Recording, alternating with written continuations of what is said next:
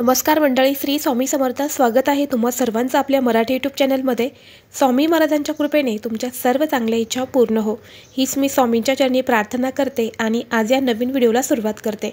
उद्या आहे 29 फेब्रुवारी, वार गुरुवार, आणि या दिवशी आलेले आहेत औदुंबर पंचमी. औदुंबराचं नाव आपण घेतलं तर आपल्याला दत्तगुरू आठवतात आणि दत्तगुरूंचे नाव घेताच आपल्याला वाडीचे स्मरण होते. तर पहा, माघ कृष्ण पंचमी तिथीला औदुंबर पंचमी असं म्हणतात.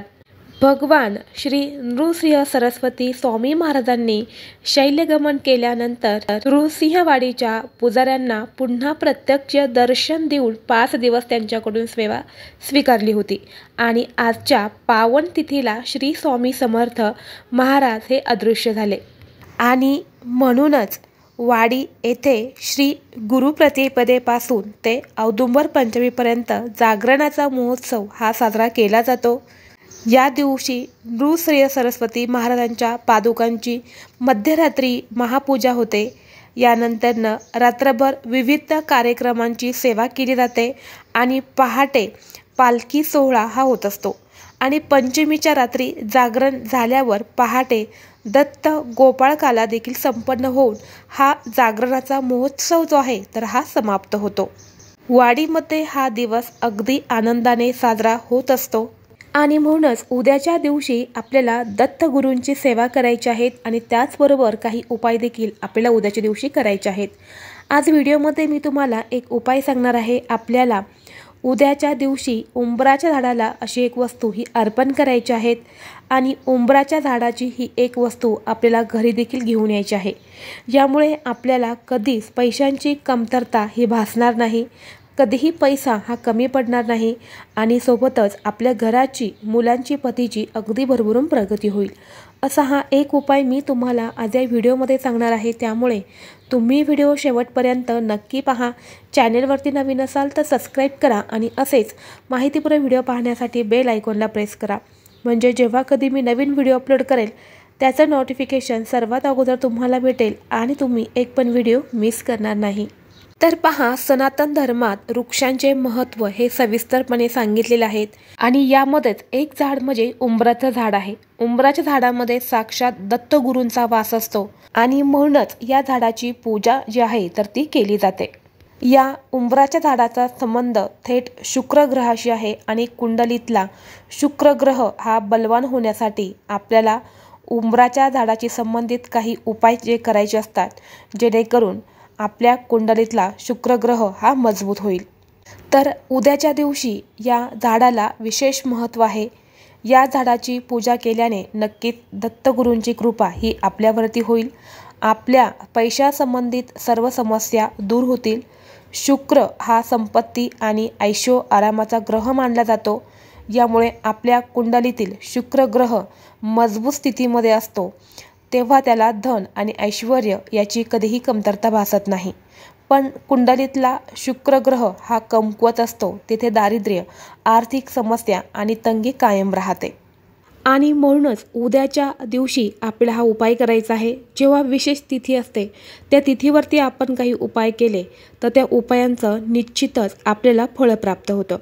आपल्याला सर्वांनाच माहीत आहे की गुरुवारच्या दिवशी दत्त महाराजांची पूजा केली जाते. औदुंबराची झाडाची सुद्धा या दिवशी पूजा केली जाते आणि याच दिवशी पंचमी तिथीसुद्धा आलेली आहेत.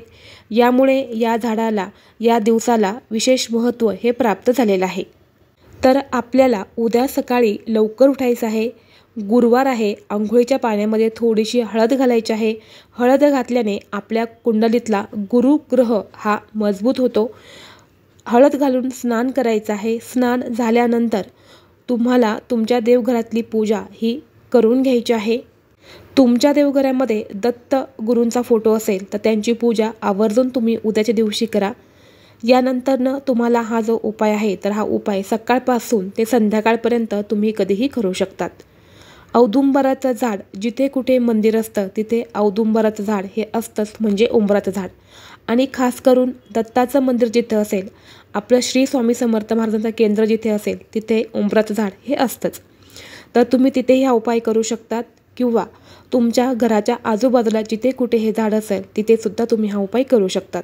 उपाय करण्यासाठी तुम्हाला एक तांब्याचा कलश भरून घ्यायचा आहे. यामध्ये स्वच्छ तुम्हाला पाणी भरायचं आहे। यानंतर या पाण्यामध्ये तुम्हाला अर्धा चमचा हळद घालायची आहेत आणि 1 चमचाभर तुम्हाला दूध घालायचं आहे। जे कच्चं दूध असतं तेच तुम्हाला त्या पाण्यामध्ये टाकायचं आहे, गरम केलेलं दूध तुम्हाला टाकायचं नाही। यानंतरनं तुम्हाला थोड्याशा अक्षदा घ्यायच्या आहेत म्हणजे तांदूळ, आणि त्यावरती हळद आणि कुंकू टाकून थोडंसं पाणी टाकून तुम्हाला लाल पिवळ्या बनवायच्या आहेत। या अक्षदा, हळदी कुंकू त्याचबरोबर तुम्हाला एक शुद्ध गाईच्या तुपाचा दिवा घ्यायचा आहे। तुम्ही कणकेचा दिवा घेतला तरीसुद्धा चालेल, पंती घेतली तरीसुद्धा चालेल। त्यामध्ये शुद्ध गाईचं तूप घालायचं आहे। दुहेरी कापसाची वात करून त्या दिव्यात तुम्हाला घालायची आहे। त्याचबरोबर तुमच्याकडे गाईचं तूप नसेल तर तुम्ही तेल देखील घालू शकतात। तेल घालताना त्यामध्ये थोडीशी हळद ही आवर्जून घाला आणि 2 लवंगा तुम्हाला त्या दिव्यात टाकायच्या आहेत। हा दिवा आणि हे जे पाणी आहे त्याचबरोबर ज्या अक्षदा आपण लाल पिवळ्या केलेल्या आहेत त्या अक्षदा घेऊन तुम्हाला उंबराच्या झाडाखाली जायचं आहे। गेल्यानंतरनं सर्वप्रथम तुम्हाला तिथे दिवा हा प्रज्वलित करायचा आहे। दिवा प्रज्वलित केल्यानंतरनं जे पाणी आपण घेऊन गेलेलो आहोत तर ते पाणी त्यांच्या मुळांना अर्पण करायचं आहे। उंबराच्या झाडाच्या मुळांमध्ये साक्षात दत्तगुरूंचा वास असतो असं म्हटलं जातं, म्हणून त्या मुळांना पाणी अर्पण करायचं आहे। पाणी अर्पण केल्यानंतरनं हळदी कुंकू तुम्हाला मुळांना लावायचं आहेत, त्याच्या खोडाला लावायचं आहेत आणि यानंतर ज्या अक्षदा आपण लाल पिवळ्या केलेल्या आहेत त्या अक्षदा तुम्हाला त्या मुळांना अर्पण करायच्या आहेत। पांढऱ्या अक्षदा तुम्हाला अर्पण करायच्या नाही, लाल पिवळ्या अक्षदाच तुम्हाला अर्पण करायच्या आहेत। तुमच्याकडे कुंकू नसेल तर तुम्ही पिवळ्या केल्या किंवा लाल अक्षदा तुम्ही अर्पण केल्या तरीही चालेल, परंतु पांढऱ्या अक्षदा चुकूनही तुम्हाला उंबराच्या झाडाला अर्पण करायच्या नाही। यानंतरनं ही सगळी सेवा करून झाल्यानंतरनं या झाडाला 11 प्रदक्षिणा तुम्हाला मारायच्या आहे। मारत असताना श्री गुरुदेव दत्त, श्री गुरुदेव दत्त किंवा दिगंबरा दिगंबरा, श्रीपाद वल्लभ दिगंबरा किंवा श्री स्वामी समर्थ, श्री स्वामी समर्थ या मंत्राचा जप देखील तुम्ही करू शकतात। सांगितल्याप्रमाणे या 3 मंत्रांपैकी तुम्हाला जो मंत्र शक्य होईल त्या मंत्रास तुम्हाला जप करायचा आहे। सगळी सेवा करून झाल्यानंतरनं दोन्ही हात जोडून तुम्हाला त्या झाडाचा नमस्कार करायचा आहे। नमस्कार केल्यानंतरनं तुमची इच्छा ही तुम्हाला आवर्जून व्यक्त करायची आहे दत्तगुरूंना। आपल्या घरामध्ये सुख शांती समृद्धी लाभावी, घरातील दरिद्रता ही निघून जावी यासाठी प्रार्थना करायची। यानंतर त्या झाडाखालचे जे मुळी असतात तिथली थोडीशी माती जी आहे तरी तुम्हाला घरी घेऊन यायची आहे। घरी आणल्यानंतरनं एका वाटीत ठेवायची, वाटीमध्ये ठेवून ती आपल्या देवघरामध्ये ठेवायची आहे। संपूर्ण गुरुवारचा दिवस तुम्हाला तुमच्या देवघरामध्ये वाटीमध्ये ती माती तशीच ठेवायची आहे। दुसऱ्या दिवशी उठून स्नान केल्यानंतरनं त्या वाटीतील जी माती आहे तर ती माती तुम्हाला एखाद्या झाडाच्या मुळाला टाकून द्यायची आहे। तुमच्या बाल्कनीमध्ये जी पण झाडं लावलेली असेल तिथे तुम्हाला ती माती टाकायची आहे। ही माती आपल्या घरामध्ये आणल्यामुळे घरातील दरिद्रता गरिबी ही निघून जाते, घरातील दोष दूर होतात, घरात सुख शांती समृद्धी ही नांदत असते।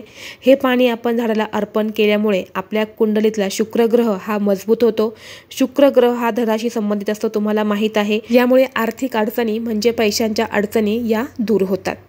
त्याचबरोबर ज्योतिषशास्त्रानुसार असं सांगितलं जातं की विवाहामध्ये म्हणजे नवरा बायकोमध्ये भांडणं होत असेल, एकमेकांचं पटत नसेल किंवा जमिनी आणि संपत्तीशी संबंधित काही समस्या असेल तर यातून तुम्हाला मुक्ती मिळवायची असेल तर तुम्हाला कोणत्याही महिन्याच्या शुक्ल पक्षामध्ये शुक्रवारी उंबराच्या झाडाला पाणी घालायचं आहे आणि तिथली थोडीशी माती ही घरी घेऊन तुम्हाला घरातल्या कुंडीत टाकायची आहे।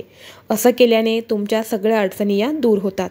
व्हिडिओ आवडला असेल तर लाईक करा, चॅनलवरती नवीन असाल तर सबस्क्राईब करा आणि असेच माहितीपूर्ण व्हिडिओ पाहण्यासाठी बेल आयकॉनला प्रेस करा। चला तर मग भेटू असंच पुढल्या एका नवीन व्हिडिओमध्ये। तोपर्यंत सर्वांना श्री स्वामी समर्थ।